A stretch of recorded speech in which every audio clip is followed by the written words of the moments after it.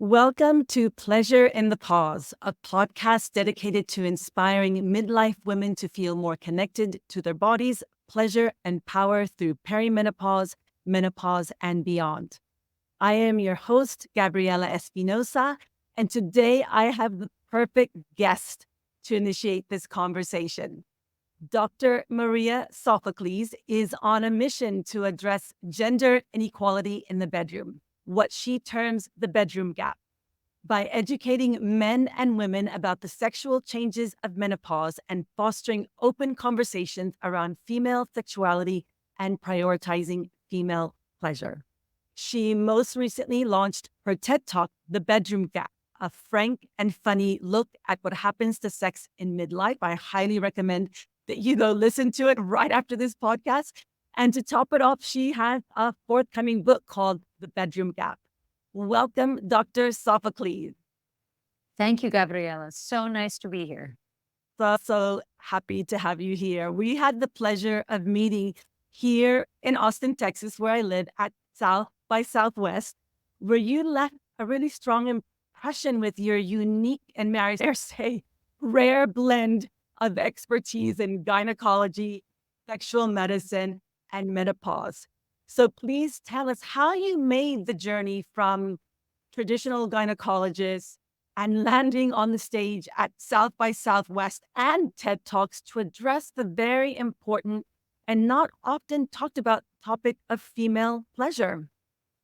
I really was led there by my patients. I am a board certified OBGYN, and I was practicing both OB and GYN, and then moved to Europe for 7 years with my husband. And when I came back, I interviewed and looked to join OBGYN practices, thinking I would just continue to be a traditionally trained OBGYN. And as I did the interviews, I was so disappointed that no one seemed to care about menopause or menopause issues or sexual issues, and that all the practices were very focused on delivering babies and doing surgery. Mm. So I started my own practice with the idea that it would be different, that we would be patient focused, and that we would listen to women, and that we would give women of all ages permission to share what was missing for them or what they felt wasn't right for them. And that started, gosh, about 15 years ago in Princeton, New Jersey. The practice is still there, Women's Healthcare of Princeton.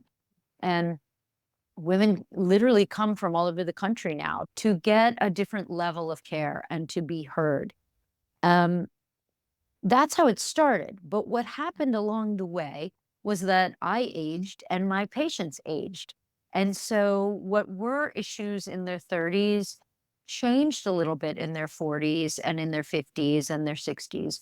And I started hearing the same stories over and over again, namely that women were felt very ill prepared to understand menopause as a whole, but specifically the genital and sexual effects of menopause. They knew they were going to have hot flashes.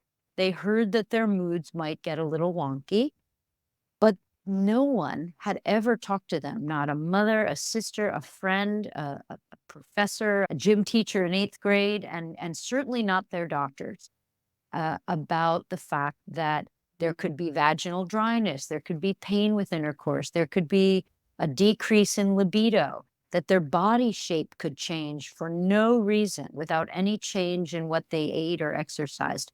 And so my interest evolved into this nexus, this intersection between gynecology and menopause and sex. And it became more than interesting to me. It became imperative to me because there was no one that I could find, even as a mentor, to really, who had really championed this. And so I decided that it was time to begin to address it, to give it a name. So that's why I came up with the bedroom gap, because the women would tell me that it caused them feelings of shame and embarrassment in the bedroom, and that they Mm. felt that they were failing their partners, that they were broken, and that this was affecting their sense of self, their self-esteem as a woman, or their sense of responsibility as a sexual partner. And this was for homosexual and heterosexual women. They were Mhm. feeling that their body was changing and their mind was changing, but they weren't sure what to do with that. Yeah, so much of what you say resonate with my own experience of moving through menopause and those feelings of shame and just not knowing what was going on. I wanted to just backtrack a little bit and ask you about the term or your area of specialty, sexual medicine. What is a sexual medicine specialist? I'm curious what that training entails. Why aren't there more of you? And how do Well, one find gynecologists who specialize in sexual medicine? Because it seems like those are the type of people who, as you say, will listen to us. they are, but it's a very tiny group. And just to reiterate, in my TED Talk, I mentioned that medical training is woefully outdated. It is still very gender biased.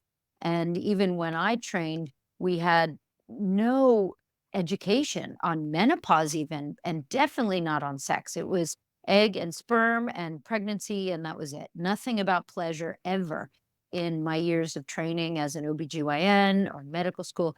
And so there is no formal training in sexual medicine. There is no Mhm. such thing as a board certified sexual medicine specialist. That doesn't still doesn't exist. I think someday it will, but Mhm. there are increased some programs have brought forth increased interest, lectures and things like that in sex as and sexual pleasure as a part of the human experience. So it's beginning.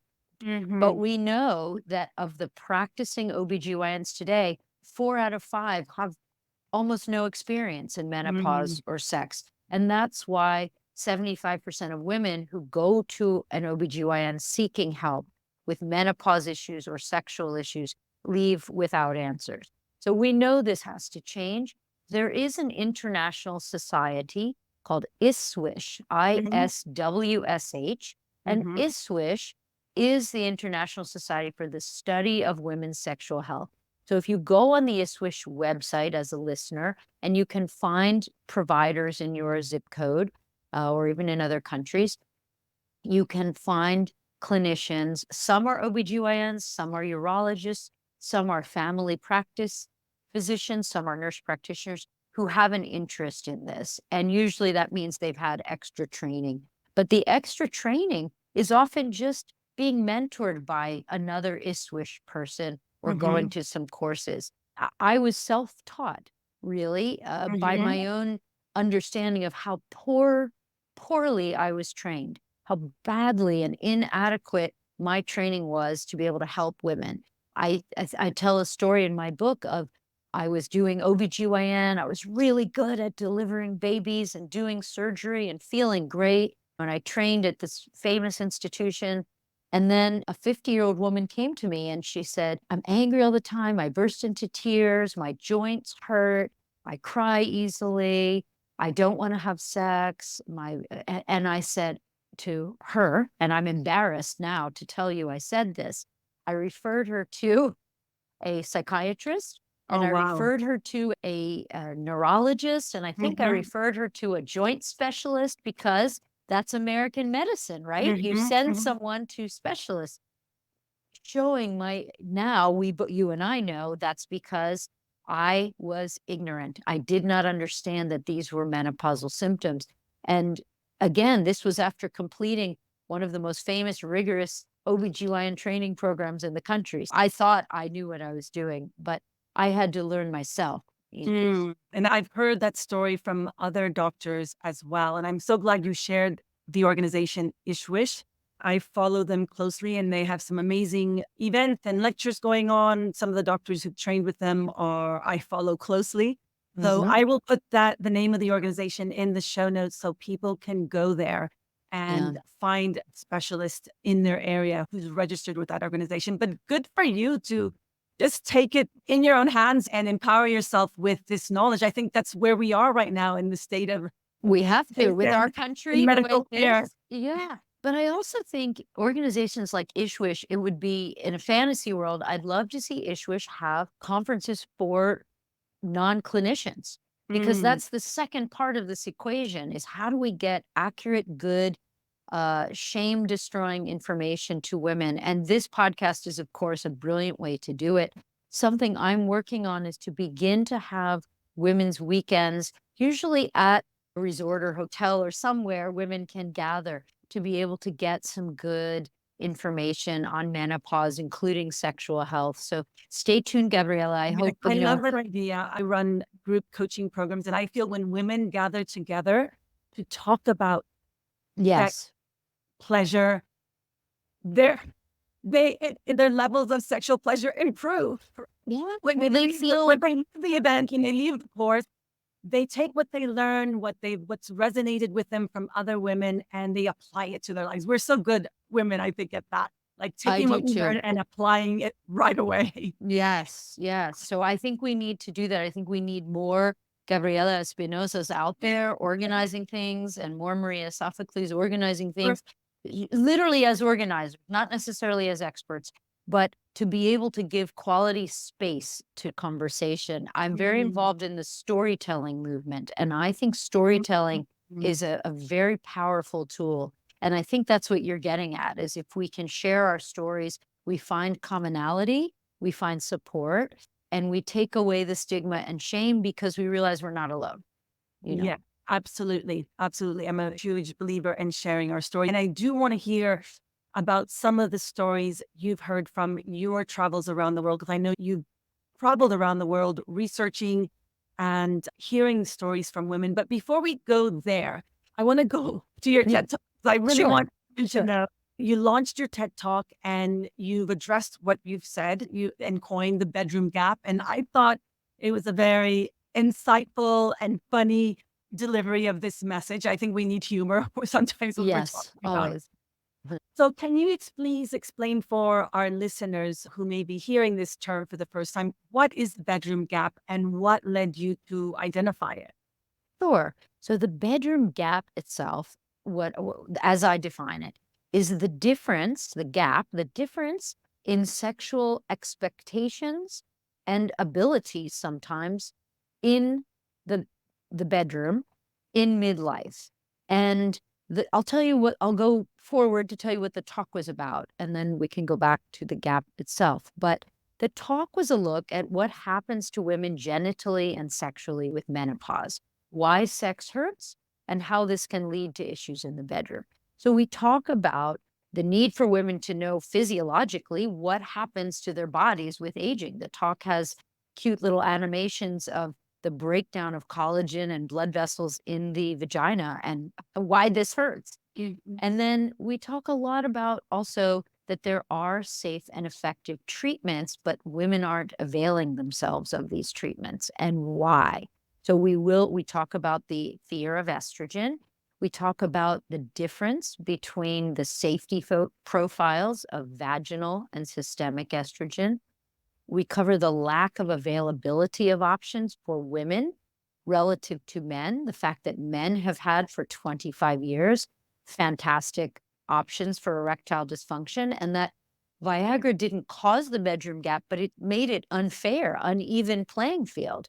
If you're dealing with dry vagina and your partner now has a pill that can give him a 4-hour erection, you're not aging in parallel, so to No, speak. not at all. And in the book, The Bedroom Gap, we talk about different groups of couples, some who want to age together and accept aging. They don't want to use Viagra, but they reinvent sex for themselves as a couple along the way, which is wonderful. And other couples who have these gaps because the man has Viagra and he's okay, now I want sex 5 days a week. And the woman is, that's not really where I am in my life anymore. I love you and I love sex, but I might want something different and I might have sexual issues. And we talk a little about the history of where this comes from, just millennia of sexual stereotyping, gender stereotyping in the bedroom, where sex has really, for millennia, been about procreation and male sexual pleasure. Those have been the twin objectives, one or the other, or both sometimes. And so my call to action is really to have women advocate for themselves, to know their bodies, to learn the science, to talk with their partners, with us, with friends, and Also, I guess there's several calls to action for men to start to learn about this and understand what women are, how their bodies are aging. And then also, what can we do as a society to change this so that the next generation of men and women can approach sex as something that relates to mutual pleasure? In the Netherlands, for example, sex ed for teenagers focuses on mutual sexual pleasure. You will never hear that in the United States of America, not in a red state or a blue state. You will hear sex ed is let's put a condom on a banana and you don't have sex ever or you'll get chlamydia. The messages are so different. Mm, mm, So I call for a reframing of sex ed for young people so that especially men can really, because this is not men's fault, by the way. Men are just reacting to what they've learned for generations. mhm, And there are some bad messages in what they've learned about entitlement and what sex should be. And I think they've carried those bad messages into the bedrooms, and mhm, it's left a lot of their female sexual partners feeling like I have to serve him or I have to perform or I have to fake an orgasm because he wants to see and hear that. mhm. So there's So many light bulb moments when I heard when and I will, start pulling some of those threads that you mentioned. So many beautiful threads there. Something that you said in your TED talk that really surprised me, and that is that the bedroom gap is ubiquitous and universal. You said, what research or data led to this discovery? I've been in practice. I've practiced Hmm. gynecology for 30 years, 29 and a half. And in that time, I've been lucky enough to live in different countries around the world and been lucky enough to travel and to speak, to present at conferences on 5 different continents. And so that gave me the luxury and the opportunity to get to talk to women from truly different backgrounds, socioeconomic levels, races, religions. Women that Princeton, New Jersey is because it's a university town, I do have a patient population that's very diverse. But that doesn't mean I can, there's still so many more types and ages and races and cultures out there. I guess the other reason I got to go to so many different continents as a physician was that I brought a technology to regenerate vaginal tissue Hmm. Hmm. around the world and taught physicians on all those continents. So as I would go to bring this laser to South America or to the Middle East, for example, there'd be 500 physicians at a conference. And so it was an opportunity to also learn what are physicians talking to women about. So I got to talk to the women and hear what they weren't learning and how they felt they couldn't share with their partner or their doctor. And then I could talk to the doctors, and the doctors were incredibly clear that this was not something they had time for and not something they were trained in. So because they had no training, that was their easy way out. And a lot of them just felt it's too awkward and private. It's not our job as a doctor. Let us just do other things. So it really reinforced for me why the bedroom gap exists and why it perpetuates, because women just don't feel they have anyone personally or professionally to share the fact that their bodies are aging and sexually and genitally they're experiencing issues. And so they just suffer in silence, so to speak. Mm. And Wow. there's half a billion of them. If Hmm. there's a billion menopausal women right now, and we believe around 50% have genital and sexual issues, then that's a half a billion women around the globe who are biting their teeth to have what we call mercy sex, to do it because they think they have to, or have no libido at all, and yet are expected to be interested in having sex. Yeah, So I find this, silence. This suffering in silence is what I hear over and over again. yeah, Right? And what I heard myself growing up. Just suffering is part of a woman's experience, and that definitely has to end. It doesn't have to be an option. And I'm so glad there are doctors like you spreading this message and offering tools and solutions. What was going back to this topic of women's stories? What was the most surprising thing you discovered from hearing what I imagine were very personal stories from women around the world. And how do you think they compare to what you're here in clinic here in the US? To be honest, they stopped being surprising after a while because this is what helped me understand how similar our experiences are. That if you're a woman in rural Mali, or you're a woman in Mendoza in Argentina, or you're a woman in Shanghai, that you still feel this, I think, universal, despite the cultural and geographic differences, universal desire to please. We are Mm. nurturers. That's a total universal female thing, right? And I think it's almost a version of that pleasing and nurturing, that as a sexual partner, you owe your partner his pleasure. That was from every single country and every single woman that I talked to. So at first I was surprised that women who were so different could all share this. And then after hearing it over and over, I realized it's not a surprise. It comes from part of the universal, almost definition of being a woman. And it comes back to that suffering, because remember, we are taught that you're going to suffer every month. It's called a menstrual period, and there Mhm, could be mhm. pain and bleeding. And unlike the male species, the female humans, if you're born as a female, chromosomally, you will have a period, and you will have sort of some pain and suffering every month. That's part of what you signed up for with two X chromosomes. For those women who have babies, that's more suffering with childbirth. So I almost feel like it's wrapped into this notion of being female. And I'm not saying I call bullshit on that. I'm just saying that it would be so cool if we could break free from a little bit of that notion so that we could advocate for ourselves and replace suffer with pleasure. What was some of the Definitely, most definitely. surprising things? Probably from men, probably from the men who I thought wrongly would be ignorant or not care, and who really cared, who Mm, really, they would bring the woman to me and say, "Can you help us? mm. Can you help us?" And that's that. And some of these men were so typical machismo, and I judged them incorrectly, right? Saying, "Oh boy, you're going to be a jerk and a typical machismo, toxic male, toxic masculinity male." And then they would just softly lean in and say, "She's something's wrong with her."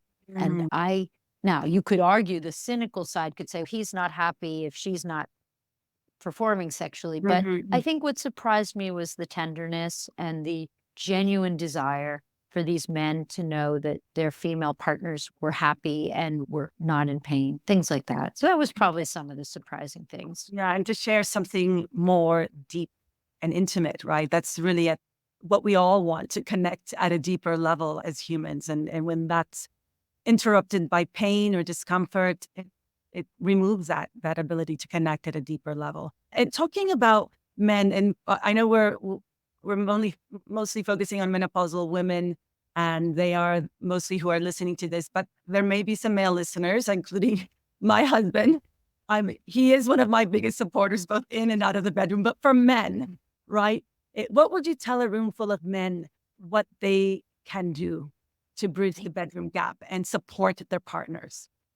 So, in many ways, I think it's incredibly hard to be a man, whether they Mm, acknowledge or think about that. Because I do think, just as women are born into societies with stereotypes, so are men.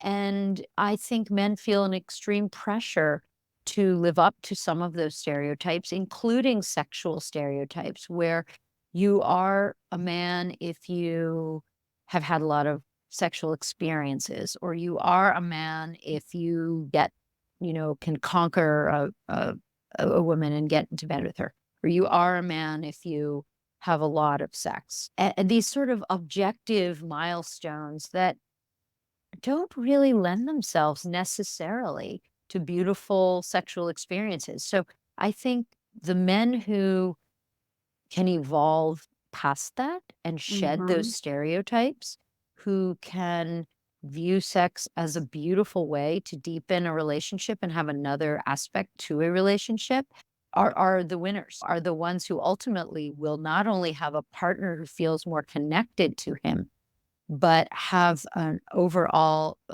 have a lot of satisfaction in their sex life.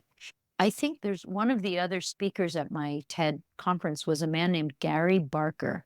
Gary Mhm. Barker founded something called Equimundo, and I would Mm. urge you to put that on your site so Mhm. men and women can look up Equimundo and Gary Barker. Gary Barker's mission is to release men from toxic masculine stereotypes, including reducing violence against women and increasing using of words instead of fists or anything like that. And I know that's not what we're talking about, but initiatives like Gary Barker's, I think, help a lot of men see other sides to their identity that are just fantastic. I think that what I would say to the men listening who are partners to the women who are listening is to support your female partner inside and outside the bedroom Mm. and to talk about sex, maybe not during sex, but to find, like I often send, because I do a lot of sexual counseling, I often will give homework. And the homework is that for 30 minutes a week, that's it. I want you and Mhm. your partner to have a G-rated cuddle talk time with humor. You can't talk about taxes or bills or the presidential election or any of the toxic things that upset us. And it's okay to talk about sex, and it's okay to even ask for what you like or to share what feels good or Mhm. even maybe what didn't. And eventually we get them to make it more PG rated with some kissing and some talking about what maybe a fantasy might be, because anyone who's listened to Esther Perel knows that one of the big issues in keeping sex fresh and fun is that our long-term partners stop being our lovers and they become the guy who does the taxes, the guy who takes the trash, the guy who mows the lawn, A the roommate. or roommates. You become partners in Yeah. raising children, maybe, or partners in your business or whatever. And the aspect of your partner as someone you're super attracted to or someone you're super can't wait to have sex with, it fades. So you have to reinvent that in a little bit. So in my 30-minute homework cuddles, I often will tell men and women to use some humor and maybe even share a fantasy that you felt a little funny saying, "Oh my God, you're my wife of 20 years. What are you going to think if I say I have a fantasy that you're a cheerleader? How is that going to come off? I can't say it. Or you'll accuse me of watching porn, which I do, but I don't really want you to know I do." Mhm. And I guess so that's that, to support her in and outside the bedroom and to bring some fun and levity to sex and to understand that sex can be many things other than penetration. And that's often what women want, but women don't feel they can ask that of you. Yeah, How absolutely. does that sound? Yeah. I love that, and I love the idea of taking penetration off the table and really adding some lightheartedness and humor and just changing it up a bit and adding some fantasy talk and just creating a very safe and judgment-free zone to have those conversations. What are some other actionable steps? And I know it's just taking that first step. So you were saying schedule that homework huddle time, which I love. What are some other actionable steps that listeners can take to start advocating for themselves and prioritizing their pleasure in the bedroom? So I'm going to go backwards 1 second to the take the penetration off the table, which I Mhm. agree and I Mhm. agree with. And sometimes when I say that, I know the men are inwardly cringing. What are you saying? This is what brings me so much joy. But the irony is when you take objective things like having an orgasm or penetration off and you say, I just want you to have G rated sex or PG rated sex, meaning cuddling, kissing, petting. One of the beauties of that is that when people can really focus on these sort of subtle, small intimacies, that they become more erotic than you would think they Mhm. are. And then they lead to bigger arousal, and then they end up leading to penetrative sex. So it's Exactly. interesting, but many of my patients have said, you know how you told me to take penetration off the table and focus on G rated and PG rated things? In doing that, it made us both desire to keep being together so much that we ended up having great sex. So I just wanted to flush out your thought about your wonderful statement about taking penetration out. When you take it out, and focus on the other stuff, it often ends up being this groundswell that leads to better sex, including penetrative sex. Absolutely. I think we just don't know about those things, right? I think we've only seen one way portrayed in Hollywood Hollywood, movies or Cosmopolitan magazine, and we or we just don't aren't give them offering back. or we don't give them weight or time. And we live in a society where our news and our books, everything's short little time things. And so I worry that we're even rushing our sex, and that when you back up and give time and you give power to non-coital things, you actually make them more valuable, and then they are tend to lead to more potent arousal. So it's a win. Yeah, the simple pleasures, I call them. Yeah, yeah. And You, I'll tell you an exercise real quick, one more thing, and yeah. then we'll go back to that. One other exercise that I often do is I have couples, I ask them if they like dark chocolate milk or white chocolate. Nobody likes white chocolate, but anyway. And I buy them a chocolate bar and I buy myself a chocolate bar. And we sit together Oh, and we oh, open, my mouth is telling me. I know, a really high Just- quality one, a really high quality one. And we open the chocolate bar together. They open theirs, I open mine very slowly and very deliberately.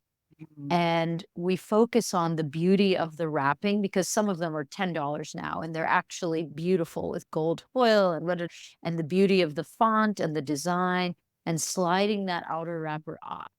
And then we focus on slowly opening that foil and the anticipation of actually seeing the chocolate for the first time before you even taste it. And so the obvious reason we do this is to help them use that as a proxy for sexual foreplay and anticipation, and how something as easy as cuddling in a chair and gentle kissing can be incredibly erotic.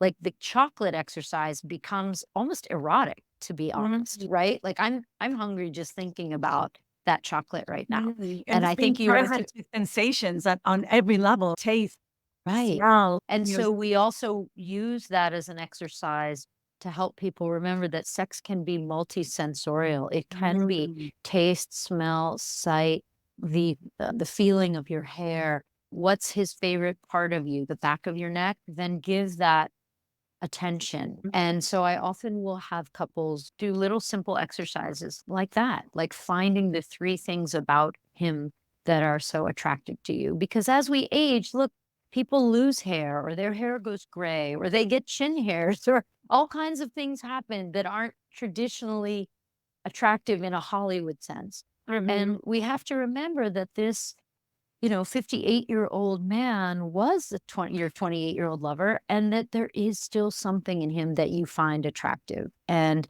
believe me, he still finds you attractive. People worry that they're overweight and their breasts are lower and this and that. And there's an interesting study that was done with, I think, 300 to 400-pound women, not a little overweight, massively overweight women. And what were their sex partners' feelings about having sex with them? And the interviewer said, like, how is sex with your partner? And great. They all said great. And the interviewer then asked the very inappropriate, awkward question of, what do you think about her weight? Doesn't that bother you or affect you or make you feel she's not attractive? And 100% of these men said, absolutely not. I couldn't be more attracted to this person, which I thought, if they can feel that about someone 350 pounds, men can still see someone who's 160 pounds and say, I'm still attracted to you. And I share that sometimes. It's an odd story, but I share it sometimes when women feel like, I don't want him to see me, or I want the lights out now, or I want to get into bed with that. And so some of the advice to women is to embrace your body as it is, and know that most probably, with rare exception, men are attracted to you and they want to be with you. And they've already told you that, whether it's because you're married to them or because you're dating them or whatever. And to not worry, be a little uninhibited. They're loving all the parts of you. It's so beautiful. I think as women, we judge ourselves more than anyone else. And going back to the original point that I made earlier, is that as humans, we want to connect at a deeper level. When we yearn and long for that deeper sense of connection and intimacy, we look past all the flaws. We really are looking for that deeper sense of intimacy and connection at a heart to heart level. And I think that's what I want women to understand when they're thinking about, let's turn off the lights. I don't want my partners to see me, or I'm going to cover myself, or just turn away Yeah. or away from intimacy altogether because I don't feel good about my body or in my body. You talked a lot about in your talk about the sexual dogma that's etched in stone over millennia and that we internalize as women. And you talked about how that plays out in the bedroom. I did a solo episode and shared a little bit about some of those narratives. I call them narratives that we internalize, and how that played out in my relationship, in my marriage, and in the bedroom. And we all grew up with these narratives. And I'm curious if there are any narratives that you yourself internalized as you were growing up. Yeah, for sure. I grew up in I'm the first of four children. My parents were Greek Orthodox. Both are Greek. I'm 100% Greek. And I grew up in a time and in a family when sex was not talked about. I never had even the birds and the bees talk with my parents, and they just hoped that I would stay a virgin till I got married, I think. And just then, even then, I think they hoped my children would just appear by immaculate conception. They just couldn't get their heads around me as a sexual being. And I understood that very clearly. That was how they were raised, and that was what they learned. And then I married a man with an incredibly progressive mother who believed so much in women's right to sexual pleasure, and who literally took him aside before we were married, when she first felt we were dating and sleeping together, and was like, "Now look, you, her pleasure counts as much, if not more, than yours. And these are some things you may need to do to make sure it happens." My husband was gobsmacked that his mother was sharing this homework with him. But she was really the first woman that I knew of my mother's generation who just embraced sex fully, and who believed honestly that we're all sexual beings and that we can find our own version of sex. And she believed in self-pleasure. She believed, and I do also, that self-pleasure is a way to have better sex. You asked me for some actionable ideas. Masturbation is something that is totally shamed in some cultures and societies, totally accepted in others. My Irish friend, for example, went to school in Ireland where they were taught in school that masturbation was as bad as murder to commit. She's our age, Gabriella, and this is what she was taught in school. But women, my mother-in-law, felt, and I feel, that learning your own body and learning what feels good and learning your anatomy, absolute basic, and that men do it, and men, it's assumed that men masturbate. It's just totally assumed. And so why is there a gender different standard? So I think one actionable item for anyone listening is that if you masturbate, continue to do it. And if it's becoming uncomfortable, find a clinician like myself to help you find ways to make it comfortable. If you have some old, not good, loud sex toy that looks like a penis, throw it away, because the trends in sex toys are that they're not for penetration, they're for external feel good. And I encourage many of my patients to use sex toys non genitally, more of that G rated or PG rated. Bring it in the shower and put it on your arms or your breasts, and just feel how good it feels to feel good. Mhm. So I'm not sure how we got off on this. I'm sorry if I No, got off on that's a totally tangent. on topic. That's one of the first pieces of, I call it home play. I give a lot of my clients, go and start a self pleasure practice without thinking or going to the genitals, and Right. really try to incorporate any type of object, focus on your non erogenous zones, really make it a sensorial experience using touch, smell, taste, sound, movement. Our body is a whole pleasure zone, I say. And so there are so many Right. ways to open up those pathways to pleasure that's really not about going straight to the genitals or to penetration. So on point. And you mentioned, if when we do start a self pleasure practice or a masturbation practice, if there is any pain or discomfort. I want to go to that, the pain and discomfort. And that can make us give up on sex altogether or give up on self-pleasure altogether. But I Yeah. think a very important topic to address, we do not have to suffer in silence. And there's so much fear and misinformation around the use of estrogen, particularly vaginal estrogen, to alleviate pain and suffering and to make sex more pleasurable for women. I don't think this can be talked about enough. No. Can you please explain the difference between oral and systemic estrogen and the benefits of local vaginal estrogen? Absolutely. I think I make the analogy to steroids. If I gave you steroids at very high doses to make you have big, giant muscles as a professional athlete, there are dangers to that. There really are. And we know that can have effects on different organ systems and be very dangerous. But if I give you a topical steroid cream for your mosquito bite, it is so safe. And that's why it's available over the counter. Estrogen behaves differently when you give it vaginally than when you give it systemically. So systemic estrogen is oral estrogen or transdermal through the skin, a patch or a gel.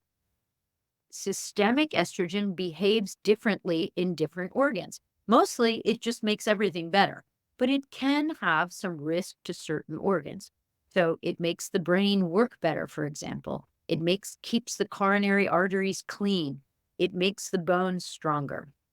But in the uterus, if we give it without progesterone, it can grow and make excessive or abnormal growth. And the breast, sometimes it has no effect on the breast. But if there is a breast cancer with estrogen receptors and you give estrogen, it can make that cancer get worse. And that's where the big fear comes from. That does not mean that systemic estrogen causes breast cancer. It does not. And it also does not mean that if you have a family history of breast cancer, that you can't take estrogen. It does not mean that. Every day I have women come into my office and say, I have terrible hot flashes and I wish I could take estrogen, but my great-grandmother had breast cancer. The first part of that sentence and the second part do not have anything to do with each other. Your family history does not mean you cannot use estrogen. That's just an aside I have to clear up. Yes. Now, vaginal estrogen has a completely different safety and risk profile. It is safe for virtually any woman born as a woman. Anyone with a vagina can use vaginal estrogen safely. Now, if you have an active uterine cancer, which is estrogen dependent, no, you can't use any estrogen anywhere ever. If you have an active breast cancer and it's not being treated, I don't think you should use it. But even women with estrogen, even some women with breast cancer are fine to use vaginal estrogen. And certainly every other woman is safe to use vaginal estrogen. There was a meta-analysis, which is a study of studies where they gathered all the results from many studies. So it totaled 100,000 women. And they looked at the safety of oral estrogen and the safety of vaginal estrogen. And in this pile of 100,000 women, there was nothing to suggest that the vaginal estrogen had any link to cancer anywhere at any time. So if that doesn't convince you, I would say nothing will.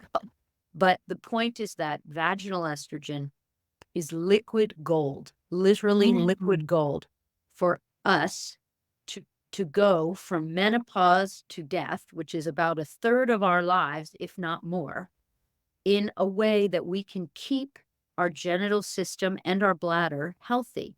Why the bladder? Because the bladder sits just above the vagina. When we make the vagina healthier, believe it or not, we build new blood vessels and we keep the bladder healthier as well. We also keep evil bacteria out of the bladder, so we have fewer bladder infections. So this is why older women who don't use estrogen in the vagina get urinary tract infection. So I can't state clearly enough how lucky we are to live in this time when we have available to us a way to keep one body system from aging in the way that it naturally would. So you might say, was that unnatural? Is it dangerous? Is there something wrong? And the answer is no. If I Mhm. told you you could keep your vision for your whole life and never need glasses or get cataracts, you would say, sign me up. So Exactly. this is the same way. This is a way for you and I to go from 50 to 90 with very little change rather than the dramatic change that we see. Sorry to be long-winded. So important. And what is your view on the following? Do you think women have to wait until they're suffering to No, get vaginal estrogen? Can they be asymptomatic and start? they can, start but you symptoms? don't really. We could put every 25-year-old woman, on it just to be sure, but you don't need to. You Mhm, have plenty of estrogen until at least 35. Between mhm. 35 and 55, I think is when most people don't need it, but some might. And if you feel dryness, don't worry about I'm not menopausal, so I guess I can't go. And any doctor who says you're not in menopause, so I can't give you this, you thank them and you walk out the door and you find someone who will listen to you because I do have 35-year-olds and 37-year-olds who have hormonal issues and have real vaginal dryness. And by the way, postpartum women Right. awesome experience that. And they shouldn't be denied that either. And I've had many come to me saying, my doctor said to me, look, you're busy with the baby, just don't worry about it. They're Mm, being dismissed. mhm, So mhm. it's never too early or it's never the wrong time to address it. A good doctor will look in the vagina, and if things don't look healthy and moist, say, yeah, take this, no problem. Vaginal estrogen comes in a ring, in tablets, and a cream. It's been around since 1946. It's not like it's a new thing, been studied out the wazoo. We know it's safe. Sometimes it's very expensive. That's its big drawback. And other times it's covered. So. Wonderful. Thank you so much for that. So, yeah, you mentioned and you're talking, we've talked about it here, how a lot of medical doctors aren't trained right in these genitourinary symptoms of menopause. So, this leaves the onus on us as women to advocate for ourselves and find the right care and ask the right questions. Aside from listening to this talk and following your TED talk, how can women get started with this, asking the right questions, knowing to advocate, knowing how to advocate for themselves? Are there any resources you recommend? Sure. So another national society in North America used to be called the North American Menopause Society, Mhm, NAMS, and you can still type in NAMS on the internet. The website is menopause.com, or is it mhm. menopause.org? Excuse me, I have to check. I should know. But if you go, now it's called the Menopause Society. So just Google the Menopause Society. The Menopause Society allows you to put your zip code in and find practitioner who has done extra training in menopause. A menopause practitioner will listen. They will listen. They will know about vaginal dryness. They will believe you and they will suggest that you consider vaginal estrogen. By the way, there's also vaginal progesterone. It's a different hormone, but that's an alternative. And there is an oral medication for vaginal symptoms that's not a hormone that will turn on estrogen receptors and help you. So there's several options, even if you don't want to take estrogen. Excellent. And I've been on that website, the menopause.org. They have some, last time I checked, they had great resources in Spanish, bilingual Perfect. resources. So if anyone is listening from Latin America or is a Spanish speaker or has family members who are Spanish only speakers, they have incredible resources. Thank you so much for recommending that. We There's so many things I wanted to ask you, but I wanted to ask you that right now I'm really involved with this wonderful organization, Let's Talk Menopause, that's ushered in a bill called the Menopause Research and Equity Act of 2023 that's being sponsored in Congress by Congresswoman Lesko of Arizona, Congresswoman Clark of New York. There's also the recent executive order signed by President Biden that's Yes. directing the National Institute of Health to spend $200 million on women's health and research. We've been saying for so long there's so little focus on women's health and how woefully underfunded and under researched it is. I know that you advise many high tech companies. You've advocated for women repeatedly in local government. So you have quite a lot of experience in this. What would you advise the government? How would you advise the government to spend this money? Oh my gosh, I could just like if you and I go shopping at a favorite place, I can spend this money in a heartbeat because the truth is spending and research on women's health has been ignored, but from pediatrics to geriatrics. That's the sad truth. I wish it was only menopause, and menopause is hot. You know that. Menopause is a hot topic, and I'm so happy about that.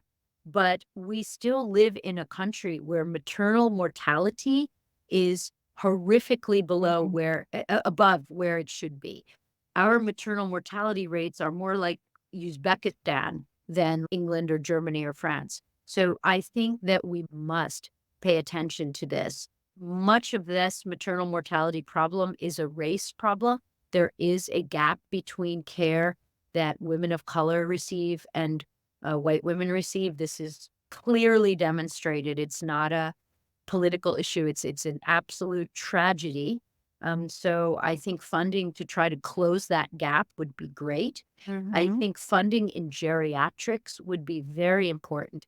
Older women, I spoke about the bladder, have a lot of pathology, sometimes death from urinary tract infections that are mild and then swell and women become septic and die. This is so preventable. And to be honest, if those women were using vaginal estrogen, I think a lot of those UTIs wouldn't happen. So we have a cheap, easy fix and no one's connecting those dots. And we're spending millions and millions in intensive care units treating older women with urosepsis when we're not giving, they're not even going to gynecologists anymore. So I think we need to sort that out. And then from a biotech, my husband is in biotech, so I get to see all these amazing companies emerging with the cutting edge of what's coming in the future. And there are at least 2 or 3 biotech companies that are looking at the ovary and trying to make the ovary perpetually work, right? The ovary stops working. So this is an organ in the body that for a third of our lives, we don't get the beautiful benefits of ovarian function. And these companies are daring to dream, what if we could keep the ovary alive and functioning, and then women would not develop osteoporosis at the same rate, heart disease? Remember, the rate of heart disease is less than that of men until we become menopausal.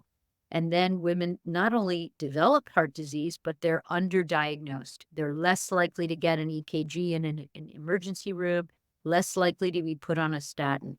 So one way to close that cardiology care gap would be, what if we just kept our arteries cleaner from 50 to 80 by having ovaries that still work? So I would put a lot of money at that. Well, I've been following that. First, when I heard about that, I actually posted on my Instagram. So it led to an article in the New York Times that was titled, "What if we could get rid of menopause?" And I asked my followers on Instagram, what do you think about this? And there was an outcry, no, we can't get rid of menopause. Menopause is wonderful. The more I looked into it, speaking to these scientists who are looking into this technology, but wow, this groundbreaking. I'm more focused on longevity. Give me menopause any day, I'll take it. But I want to live long, healthy, happy life. And if there's something that I can do to do that, and of course I'm doing all the lifestyle things. We can all do the lifestyle things. But if there's technology out there, the miracle of science is out there, then why not give women that choice? But you can still go through the psychology of menopause, meaning I finished bearing my children, or I finished with that part of my career and I'm free. And the beauty of what all my menopausal patients share with me is this feeling of freedom, really, of not caring as much what others. And I think if we can hold on to that, but if we could stop the physiologic aging that really just brings pathology and decreases not just our lifespan, but our health span, right? So that we're just not having the heart attacks and strokes and broken hips. Then I think that's the golden ticket to me. We can still enjoy being a middle-aged woman. We can still enjoy the freedom of having our kids out of the house. We can enjoy a new career maybe, or a new hobby. We can enjoy time that we didn't have while we were busier. But to do so with good strong bones and clean arteries and a great brain, poof, I'll take that any day. Definitely chose to that. So we are nearing the end of our conversation, and I would love to just pause here for a moment. Something I ask all my listeners and now my guests, and is to just take a moment, pause, take a breath, and reflect on what brings you pleasure. What brings me pleasure? Mhm. I have two things. One is being with people who bring me joy. Mm. My family accuses me of collecting people because by going all around the world, of course, I talk to these people, but some of the relationships stick and maintain.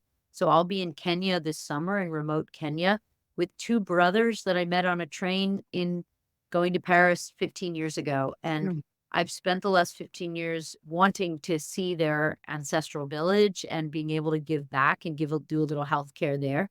So that I hope will bring me a lot of joy and pleasure to do that. Mm. So it's really the people in my life whose stories I get to see and learn. I feel really lucky for that. And then the second thing is honestly nature. I'm corny that way. And I really love the beauty that I see in nature. Sometimes I just can't believe it. I just whether it's flowers or gardening or trees or desert. I was just in the Sahara Desert last week, and the beauty of that was stunning to me. And I still get surprised and awed with that. And so for me, that's pleasure also. So beautiful. Yeah, human connection and the awe and wonder of the natural world around us. Mm. I love that. So tell us, Dr. Sophocles, where can our listeners find you? My website, Maria Sophocles MD, is a great way to find me because the TED Talk will be there, book news will be there, and articles that I love to write. So I'm really looking forward to having some more time to write articles for publication on some of the topics we talked about today and others. I will continue to do public speaking and be on podcasts. And I've really enjoyed this so much, Gabriella. I love what you're doing. I love the angle that you're bringing to this, and just the vibe on this podcast is fantastic. So I wish for you many more listeners. Yeah. And the website's probably the easiest one-stop shop. I do have a small virtual practice that I've launched because I have so many patients in different countries. If there are listeners in other countries, my Spanish is not so great, but my Italian and French is fine. So we can struggle through. And that way I love to have luxuriously long appointments virtually with women out there to really hear their stories and see if there's a way to help and advocate. Wonderful. Yeah, we're partners in pleasure, Dr. Sophocles. I love that term. That's great. That's great. And I hope we can talk again. Yes, we will.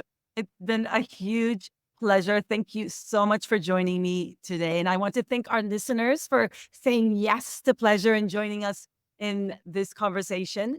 And I hope that your biggest takeaway from this, something I know that Dr. Sophocles is a huge advocate for, is that your pleasure matters. Isn't that right, Dr. Sophocles? Totally. And when you stop listening today, think of doing something for yourself that brings you joy or pleasure, whether it's chewing your favorite bubble gum or treating yourself to watching something. And then maybe try to extend that a little bit into the sexual realm in whatever way you want. It can be stroking your own arm, it can be a lovely shower, it can be hugging, kissing someone that you love or you're attracted to. And I think connecting those dots is wonderful. And I applaud you, Gabriella, for making pleasure be such a broad and wonderful term and reminding us to include that in our lives. Thank you so much again, Dr. Sophocles.